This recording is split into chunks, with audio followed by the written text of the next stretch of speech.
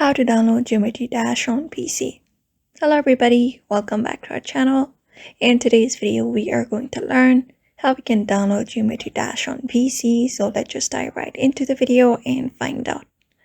So for that, you can directly head over to your preferred browser and go ahead and just type in Geometry Dash on the search bar. You can type in Geometry Dash download into the search bar and you will be getting these results. And you can just go ahead and download Geometry Dash from any of the available. I'm going with the first option that lets us download very easily. You can just go to the space and you should be finding a download option easily for Windows. Just go ahead and click on it, and you may need to pay a certain amount as it is not a free application.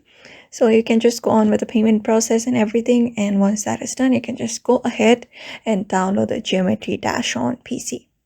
So that is it. That is how you download Geometry Dash on PC, following up those methods. So I hope this video was helpful, and thank you for watching this video.